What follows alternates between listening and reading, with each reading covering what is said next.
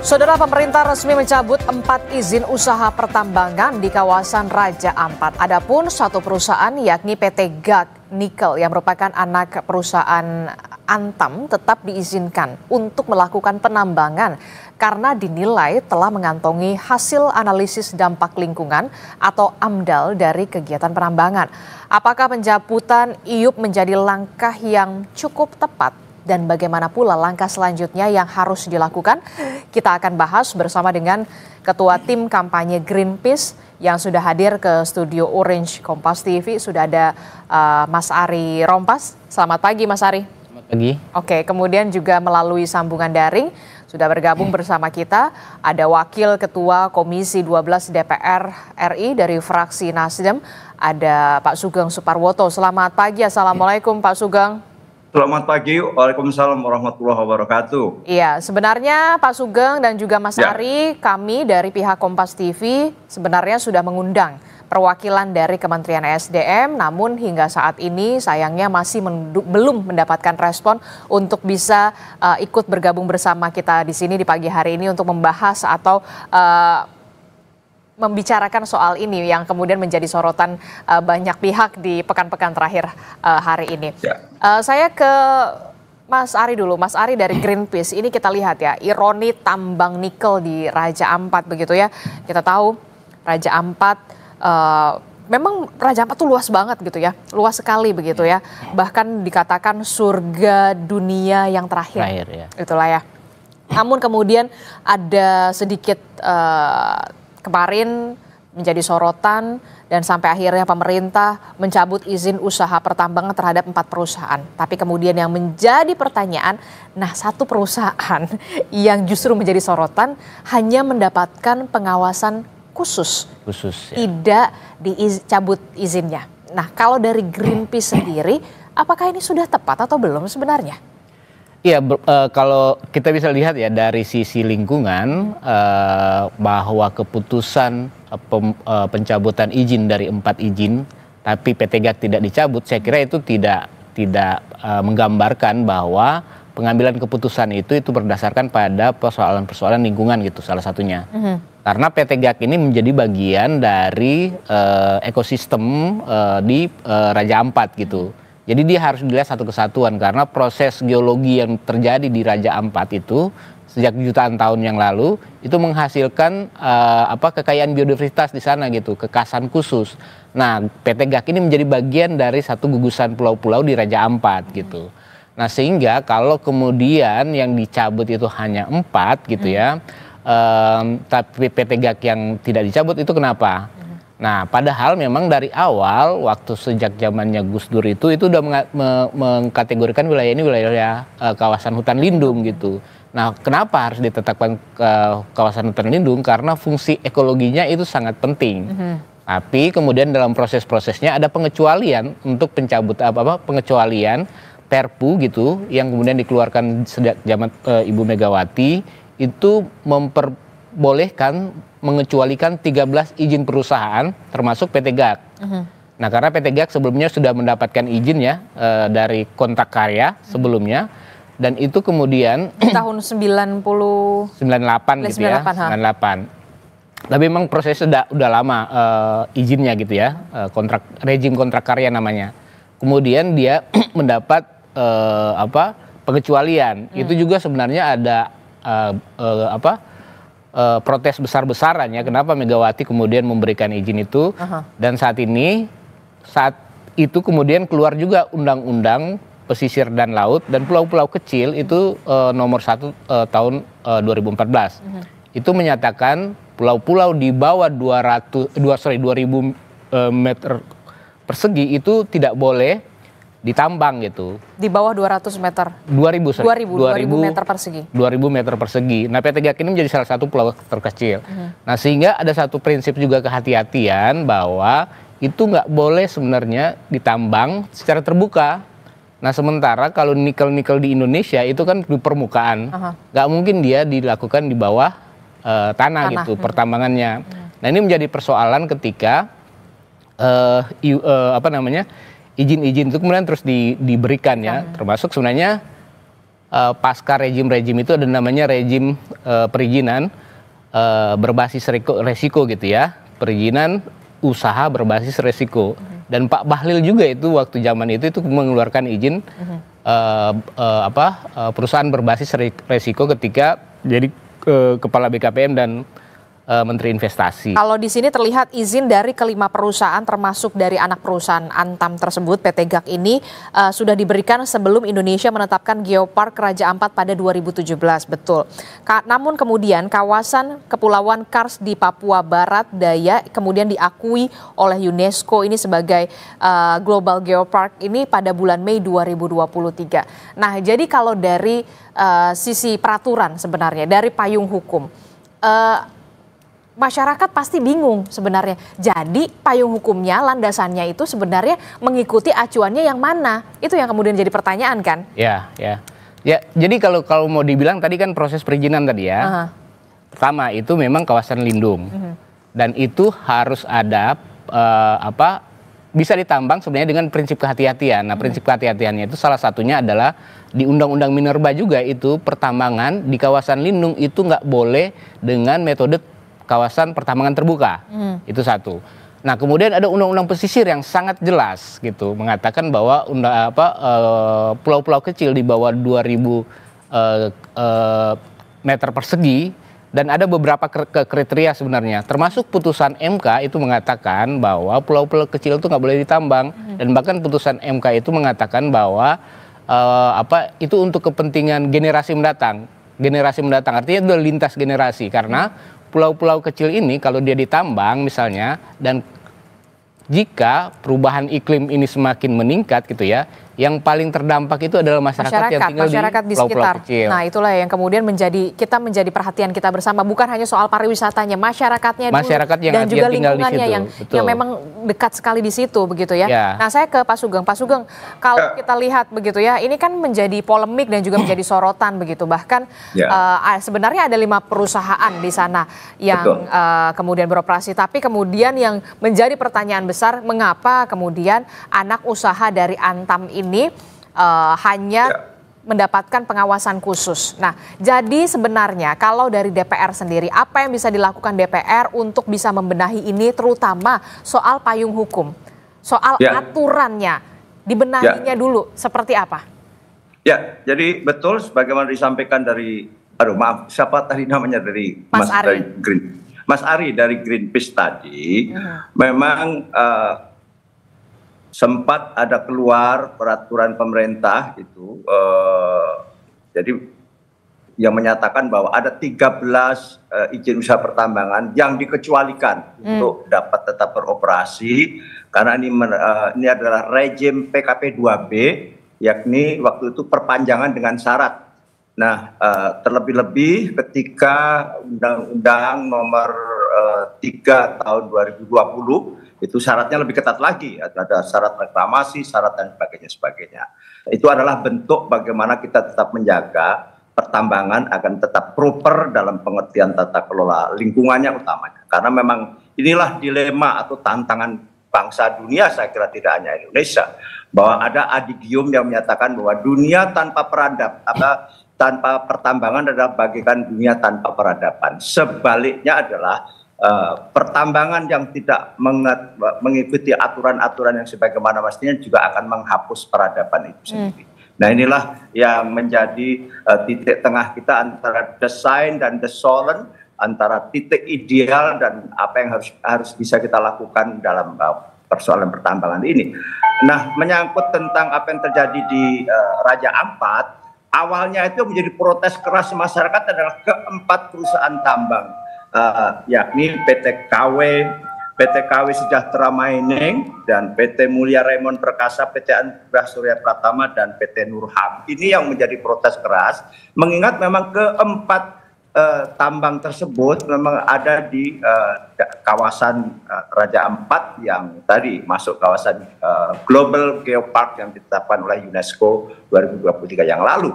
Nah, sebetulnya demikian juga PT GAC ya, di Pulau GAC itu ini memang juga ada protes dari masyarakat, tetapi tidak menyangkut tentang tata kelolanya, lebih kepada kompensasi bagi hasilnya.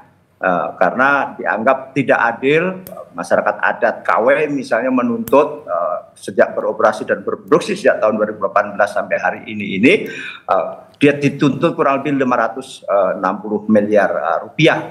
Itu yang menjadi isu, dan juga memang ada perbaikan-perbaikan lingkungan. Tetapi secara keseluruhan, karena memang PT GAC ini adalah awalnya adalah joint venture antara BHP Billiton Australia Mining Nickel dengan PT Antam. Dulu justru Australia menguasai 75%, Antam hanya 25%. Tapi tahun 2008 PT Billiton ini mundur dan PT Antam sekarang sudah menguasai 100%. Dan bahkan lantas tata kelolanya memang berdasarkan riset yang dilakukan oleh PT Billiton waktu itu dengan syarat pertambangan yang sangat ketat. Karena apa? Karena memang luasan pulau ini sendiri sebetulnya hanya kurang lebih 6.700 hektar saja, tetapi konsesi yang diberikan justru kurang lebih 12 ribuan. Itu artinya apa? Artinya menyangkut juga perairan yang ada di sekitar pulau itu. Hanya saja kalau kita baca data, perairan itu bukan berarti untuk ditambang, tetapi bagian tanggung jawab dari joint venture tadi. Nah, sehingga tahun 2014 mendapatkan juga izin AMDAL mengenai dampak lingkungan, dan di tahun 2015 mendapatkan IPPKH, dan tahun 2018 mulai berproduksi, semula kurang lebih 900.000 ton dan terakhir ini menuju ke 4 juta ton. Nah, inilah kondisi hari ini dengan berbagai pendekatan tata kelola pertambangan yang kalau kami pernah ada semacam rapat dengar pendapat soal ini adalah menekankan tentang ESG, ya, tetap environment, social, and governance, bagaimana memang itu disyaratkan dalam tata kelola pertambangan. Memang inilah bukan dilema, tetapi khusus tentang PT GAC ini kami setidaknya saya berpendapat bahwa ini nanti harus tingkat produksinya harus dibatasi dalam waktu tertentu sampai tingkat tidak melampaui ambang batas alam itu sendiri, meskipun waktu katakanlah pengelolaan kawasan tersebut masih berlaku, tetapi harus ditutup sebelum ada semacam intrusi polusi, baik itu adanya polusi, baik itu menyangkut misalnya di pantainya maupun termasuk runoff terhadap bahan-bahan yang berbahaya seperti merkuri, seperti arsenik dan yang lain-lain masuk ke perairan laut. Jadi kami akan segera mengevaluasi tentang waktu atau kapasitas pertambangan itu sendiri, khususnya PT GAC. Jadi kita apresiasi pemerintah bahwa 4 itu ditutup karena memang itulah yang harus kita tutup. Nah, kemarin kan menjadi heboh karena justru ke-4 tambang ini tidak disentuh oleh Menteri SDM. Malah Menteri SDM berkunjung ke PT GAC ini kan. Jadi menjadi heboh, bahkan ada demo-demo segala. Saya kira itu. Nah, bentuk pengawasannya, kan karena pemerintah sendiri secara tegas mengatakan IUP dari anak perusahaan Antam ini tidak dicabut, tapi kemudian mendapatkan pengawasan khusus. Nah, terjemahan dari pengawasan khususnya itu seperti apa? Dalam kurun waktu bagaimana? Jangan sampai kemudian ketika lingkungan sudah kadung rusak, barulah ditutup. Itu yang kemudian kita tingkat preventifnya itu seperti apa pengawasannya sejauh ini, Pak Sugeng? Ya, saya kira bagaimana tata kelola pertambangan yang baik banyak dicontohkan. Seperti, mohon maaf, bukan berarti kita memuji berlebihan. PT Vale misalnya yang ada di Sorowako dan sebagainya, bagaimana tata kelolanya sangat baik. Misalnya mereka dengan memakai juga pembangkit listrik tenaga air, bahkan ada di danonya. Sampai sekarang justru dano tersebut karena dipakai untuk PLTA dengan pendekatan pertambangan yang sangat proven, sangat proven dan sangat prudent, sehingga tidak menimbulkan kerusakan lingkungan yang berlebihan.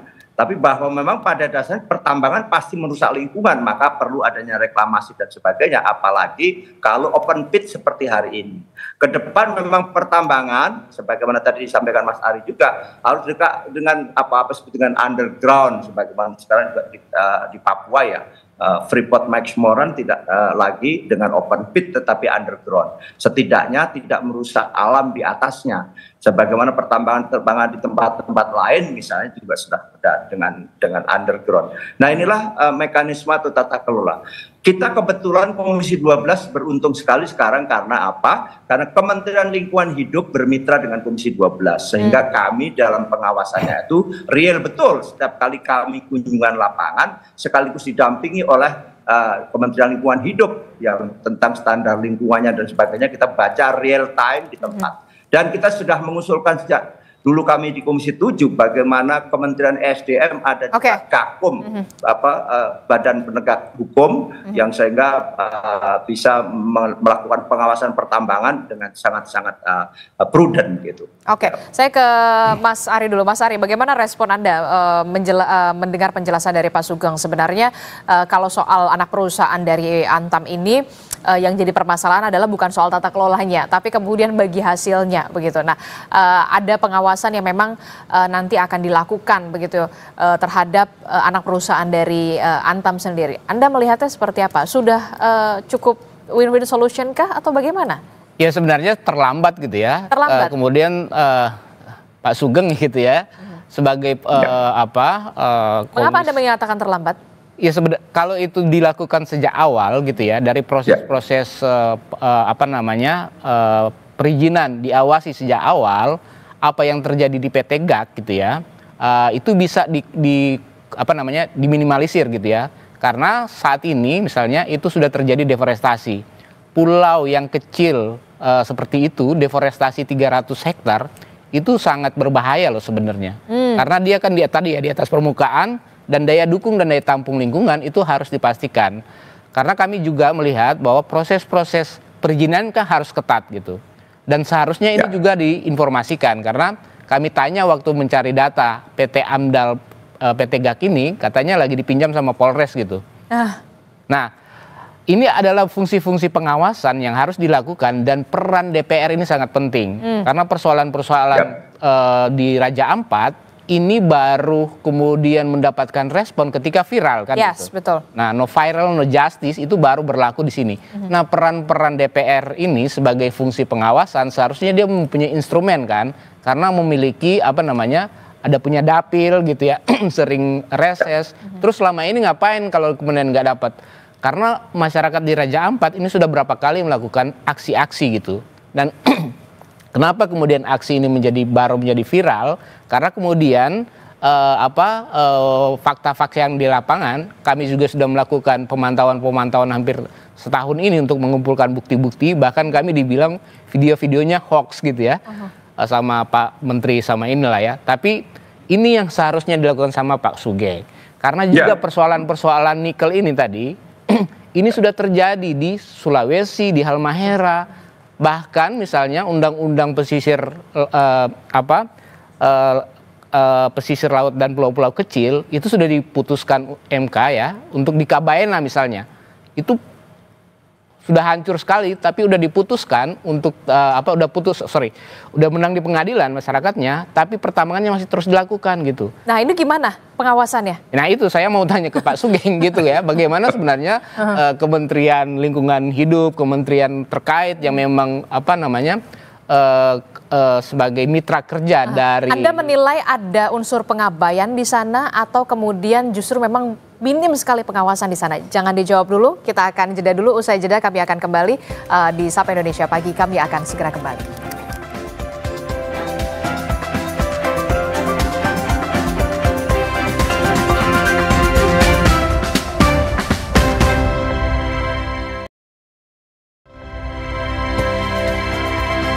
Terima kasih Anda masih bersama kami di Sapa Indonesia Pagi. Saudara, kita masih membahas soal bagaimana pertambangan yang kemudian menjadi sorotan publik, terutama yang dilakukan di Raja Ampat, ironi tambang nikel di Raja Ampat, dan beberapa warga Pulau GAK mengatakan tidak merasa terganggu dengan aktivitas pertambangan di Pulau Gak. Justru warga mengaku terbantu dengan adanya perusahaan tambang yang beroperasi di Pulau Gak, baik dari segi ekonomi maupun pendidikan. Namun mereka tentu saja berharap aktivitas pertambangan di Pulau Gak ini tidak merusak lingkungan di kawasan Raja Ampat. Pendapat Bapak tentang kehadiran tambang nikel yang ada di Pulau Gak ini? Ya, kalau untuk khususnya kami nelayan ya cukup membantu juga. Terkadang dari PT Gak Nikel juga memberikan kami alat tangkap, kemudian mereka juga memberikan kita mengambil kita punya hasil tangkapan juga diambil langsung oleh PT Gak Nikel. Jadi kita tidak perlu pergi jual-jual di terlalu jauh lagi sampai ke kabupaten dengan jarak yang terlalu jauh. Banyak yang takut Pak, katanya warga lokal yang ada di sini bisa terdampak sama aktivitas nikel. Apakah teman-teman nelayan juga merasakan itu atau tidak? Oh, kalau sampai dengan saat ini tidak. Kita aman-aman saja. Oh, tidak terganggu karena saya nih sebelum lahir itu perusahaan sudah ada di Pulau Gak sampai sekarang. Semua kehidupan masyarakat di sini karena dia membantu dari masalah pendidikan, semuanya tuh tergantung dengan perusahaan. Nah, ini bagaimana kita masih membahasnya, ironi tambang nikel di Raja Ampat. Saya ke Greenpeace dulu. Nah, kalau dari masyarakat sekitar di sana begitu aktivitas pertambangan tidak terlalu mengganggu lingkungan dan segala macam, tapi kemudian masih berharap jangan sampai kemudian bisa merusak lingkungan begitu ya. Nah, kalau dari Greenpeace sendiri temuannya, poin krusialnya soal kerusakan lingkungan yang sudah terjadi di kawasan Raja Ampat ini akibat pertambangan nikel ini seperti apa yang sudah memprihatinkan? Jadi kita melihat soal dampak langsung gitu ya, dampak langsung direct impact itu adalah salah satunya adalah soal deforestasi. Deforestasi yang tadi disebutkan. Dari 3 perusahaan sudah aktif melakukan pertambangan terbuka di Raja Ampat, itu PT Gak itu paling besar, sekitar 300 hektar gitu ya. Justru itu paling besar, 300 paling besar hektar. karena dia dibandingkan dengan 4 perusahaan lainnya. Dibandingkan dengan 4 perusahaan lainnya. Dibanding Pulau KW sama Pulau Manuran. Nah, tadi saya mau sampaikan ini pulau kecil dengan dampak pembukaan seperti itu, dan itu akan dibuka terus kan, karena kandungannya itu juga dia harus membuka, karena memang karakteristik nikel kita di atas permukaan. Jadi nggak akan mungkin ini akan dilakukan dengan cara underground mining, apalagi dia di pulau kecil gitu. Nah, itu yang sudah terjadi langsung terkait dengan deforestasi gitu ya. Yang kedua tentu dari pembukaan itu akan berdampak run off gitu ya, karena aktivitas pertambangan itu kemudian akan limpasannya itu akan terjadi sedimentasi di laut. Nah, itu memang akan kelihatan dengan jangka waktu yang panjang dengan musim-musim tertentu gitu, karena misalnya kalau musim hujan gitu ya, itu pasti akan larinya ke laut. Karena dia pasti ya limpasannya akan ke sana. Nah, waktu mereka ke sana ya pasti lagi tidak hujan kan, jadi tidak kelihatan. Nah, itu ketika terus-menerus dilakukan itu akan terjadi dampak sedimentasi, dan sedimentasi itu akan mengganggu karang, akan mengganggu biota laut, sehingga kemudian itu perairan itu semakin lama semakin jauh. Tapi itu nanti dampak jangka panjangnya gitu ya. Itu bisa dirasakan berapa lama? Tentu kalau dia kemudian terus-menerus gitu ya, dieksplorasi gitu, dan kemudian limbahnya terus-menerus kemudian dialirkan ke laut, itu akan berdampak. Nah, aktivitas tambang ini kan mengandung ya namanya unsur-unsur kimia gitu ya, yang juga ada kandungan-kandungan racun. Nah, apa yang sudah terjadi di wilayah-wilayah lain misalnya, itu sudah terdampak airnya sudah tercemar gitu ya, kemudian bahkan di tubuh beberapa masyarakat yang tinggal misalnya di Wedabai gitu ya, dari hasil penelitian baru itu sudah ditemukan gitu, ada logam-logam, ada kandungan yang berbahaya bahkan di dalam tubuh, karena itu kan air yang kemudian kita minum gitu. Nah, ini ke depan yang dampak yang mau kita yang akan terjadi gitu ya, kalau kemudian kita tidak hentikan gitu. Artinya penting untuk bagi kami sebenarnya, karena ini akan berdampak lebih luas, sehingga tuntutan kami sebenarnya mencabut semua izin kan di sana gitu. Nanti akan ada kemudian pemulihan, karena biaya pemulihan terhadap ini juga sangat sulit dilakukan. Bahkan KLH bilang misalnya Pulau Manuran yang sudah lama bahkan udah hancur duluan, itu susah dipulihkan. Nah, masyarakat dan butuh banyak biaya. Nah, itu bagaimana? Harusnya kan itu menjadi tanggung jawab perusahaan yang memang IUP-nya sudah dicabut. Ya seharusnya kan untuk itu makanya pemerintah juga harus karena dia harus bayar uang reklamasi namanya. Jaminan reklamasi. Kenapa jaminan reklamasi itu? Supaya pembukaan perusahaan itu harus melakukan reklamasi, tapi sejauh ini jaminan reklamasi itu disetor kepada pemerintah. Nah kemudian perusahaan udah merasa tidak bertanggung jawab karena sudah menyetorkan kepada pemerintah. Nah itu perlu diawasin. Selama ini pemerintah kita benar nggak? Nah dengan pemerintah yang kita yang masih dengan korup yang masih tinggi, fakta di lapangannya seperti apa? Fakta di lapangan seperti ya kalau kita lihat di wilayah-wilayah lain, misalnya yang di Sulawesi, di Halmahera, itu reklamasinya tidak pernah terjadi karena secara teknologi misalnya, apalagi di pulau kecil ya, ini tanahnya diambil, ore nikelnya dibawa pergi, terus mau menutupin tanah yang sudah diambil itu dari mana? Ngambil dari pulau lain. Nah itu yang kemudian secara teknologi itu kemudian diakal-akalin gitu ya, bahwa ada pertambangan berkelanjutan di pulau kecil. Bagaimana berkelanjutan? Nah fakta-fakta di lapangan di mana pertambangan pulau-pulau kecil sudah habis, sudah pergi gitu ya, itu ditinggalin. Nah apa yang terjadi di Manuran itu akan terjadi sama dengan yang terjadi di Pulau Gak. Nah masyarakat yang tinggal di sana mungkin saat ini mereka mendapatkan manfaat ekonomi, tapi kedepannya seperti apa? Sehingga kemudian yang dibangun dalam konteks perekonomian itu bukan industri ekstraktif yang mengandalkan ekstraksi alam yang kemudian berdampak pada kerusakan alam, ini yang sebenarnya harus dihindari. Apalagi dampaknya terhadap pulau-pulau kecil. Apa yang bisa dilakukan oleh pemerintah pusat dan juga pengawasan seperti apa yang diharapkan oleh Greenpeace dan juga supaya ini betul-betul bisa menjadi catatan serius begitu ya soal pertambangan nikel di Raja Ampat ini menurut Anda? Dari pertama deh dari soal pengawasannya dulu dari DPR, termasuk soal perizinannya, aturan hukumnya, payung hukumnya, apa yang bisa dilakukan sebenarnya? Pertama gini ya, besok kami akan merilis laporan lebih lengkap sebenarnya, bahwa pertambangan di Raja Ampat sebenarnya bukan cuma 5. Ada 11 izin yang ada di sana dan itu potensial diaktifkan. Nah ini yang penting dilihat untuk di Raja Ampat, dan 4 yang dicabut ini termasuk PT GAK yang tidak dicabut itu adalah perusahaan yang aktif di sana. Nah, pengawasan apa yang harus dilakukan? Sebenarnya kan kalau kita lihat banyak aturan-aturan yang sudah diprasyaratkan gitu. Tapi selamanya ini selalu sektoral. Nah, kalau tidak Presiden Prabowo juga yang turun tangan ini, itu berkelahi itu. Karena satu menemukan bukti, yang satu bilang tidak menemukan bukti. Tidak ada apa-apa. Makanya itu inilah kemudian persoalan-persoalan yang serius Pak Sugeng.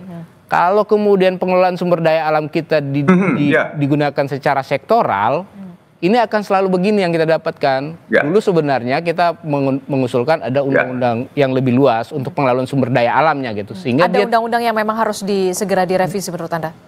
Iya betul, karena kalau dia sektoral gini, ini tidak akan pernah ketemu tuh. Nggak akan pernah selesai. Nggak akan pernah selesai. Nah kalau kemudian itu soal political will, kalau pemimpin tertingginya tidak mengambil keputusan, ya itu tidak akan selesai itu. Seperti apa yang terjadi saat ini, kalau tidak presiden yang turun tangan itu nggak akan pernah selesai. Nah ini kan soal political will, tapi political will itu harus dijaga menjadi satu instrumen hukum gitu. Kalau kemudian seperti ini tidak akan terjadi, walaupun bagaimana pengawasan yang dilakukan oleh kementerian atau DPR itu sifatnya akan sektoral gitu, ngomong sama Menteri Lingkungan, ngomong sama Menteri SDM, ngomong sama Menteri Kelautan, ngomong sama Menteri Kehutanan. Ini 4 menteri loh yang punya kewenangan di wilayah itu, dan mereka punya proses-proses perizinan yang berbeda gitu. Betul. Dan masyarakat jadi bingung sebenarnya. Masyarakat jadi bingung hukumnya gitu. Seperti apa?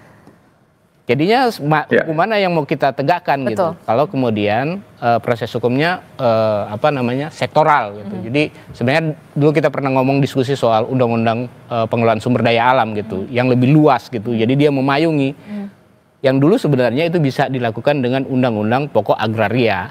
Tapi Undang-Undang Pokok Agraria itu hanya jadi instrumen rujukan, tapi implementasinya tidak pernah dilakukan. Oke, Pak Sugeng, bagaimana sebenarnya DPR bisa ambil peran di sini, begitu ya? Karena juga DPR kan perpanjangan tangan dari konstituen Anda, begitu ya? Perpanjangan tangan juga dari warga, dari masyarakat, begitu. Perlu ada payung hukum yang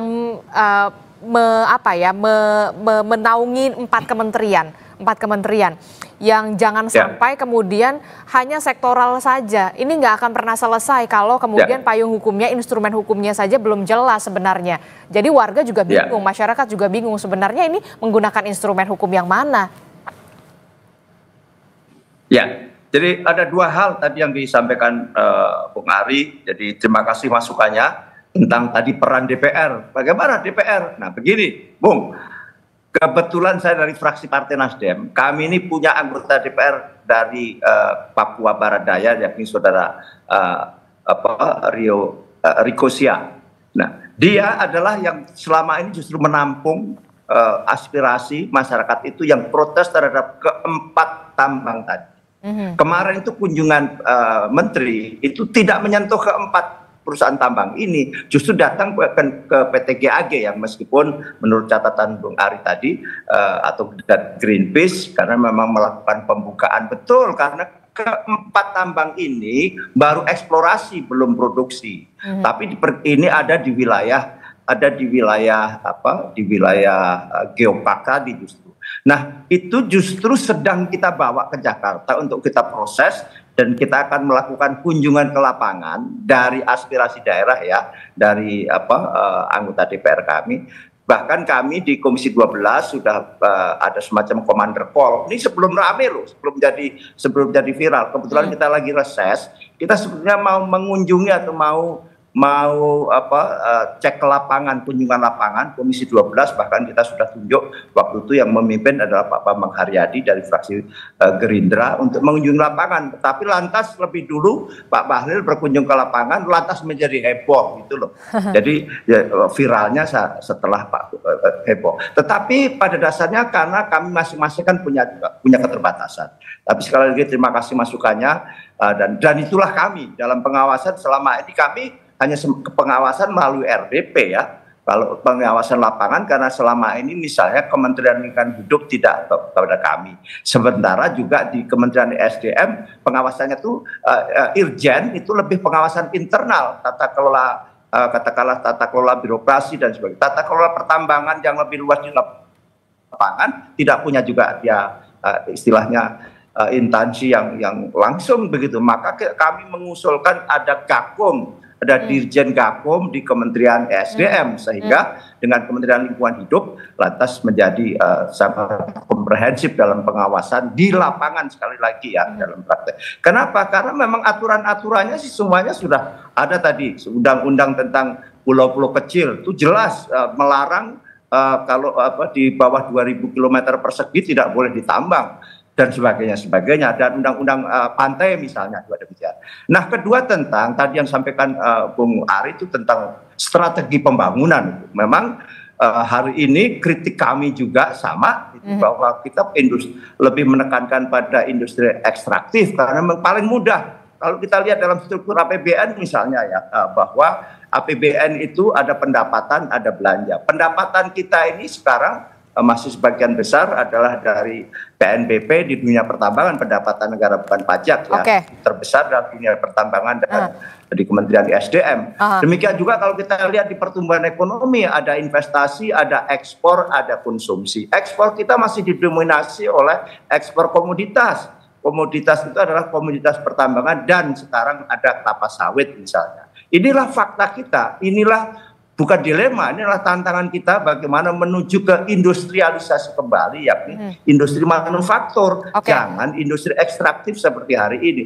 Itu sama, itu kritik kita, tetapi itulah faktanya. Rejim, baik utamanya Pak Rejim Jokowi, yang dimaksud dengan hilirisasi itu apa sih? Hilirisasi hanya untuk merubah ore menjadi misalnya NPI, nickel pig iron, ada nikel mate saja, dan itu sudah diekspor. Tanpa ada sentuhan teknologi lebih lanjut, mestinya Indonesia menjadi pusat industri baterai dunia. Karena 76% baterai itu adalah dari nikel, dan sementara Indonesia menguasai 42% nikel dunia. Bahkan dalam pasar dunia sekarang, Indonesia menguasai 52% nikel dunia, sehingga sekarang oversupply ya, sehingga harga nikel sedang turun. Iya, lagi anjlok banget. Nah, kalau bicara soal ini panjang juga. Itu akan semakin panjang pastinya ya, karena memang harga nikel faktanya betul. juga sekarang lagi turun begitu ya, Pak Sugeng. Tapi kemudian begini, dengan adanya semakin terupnya begitu ya, semakin menjadi sorotan kali ini begitu ya, DPR apakah akan nanti dalam waktu dekat menggelar audiensi juga bersama dengan juga tidak hanya dengan Greenpeace, juga mungkin dari pemerhati lingkungan yang lainnya, WALI dan segala macam, termasuk juga mengundang juga beberapa kementerian sebagai mitra Anda untuk bisa kemudian win-win solution itu seperti apa sih nanti ke depannya? Apakah memang ada rencana ke situ dalam waktu dekat? Pak Sugeng, singkat saja. Dipastikan ada gitu, karena kami memang itulah kami gitu. Tidak ada masalah yang mengemuka seperti hari ini, kami selalu dengan Kementerian SDM misalnya, dengan juga pemangku kepentingan lain, misalnya beberapa waktu lalu sampai kita tentang kualitas udara kita. Apalagi kita kan sepakat ya menandatangani Paris Agreement, kita sepakat untuk menekan emisi pada tingkat tertentu dan net zero emission di tahun 2060 atau lebih cepat. Artinya seluruh praktek pembangunan itu harus mengacu ke sana, baik di sektor energi, sektor pertambangan sekalipun, itu parameternya itu. Saya kira, nah nanti mungkin kita akan bicara panjang lebar juga dengan Greenpeace, dan kami pernah juga dengan Greenpeace di tahun 2000 beberapa waktu lalu lah ya, dan kita sangat-sangat terbuka. Saya dengan senang hati menerima masukan dan bahkan mungkin kritik gitu.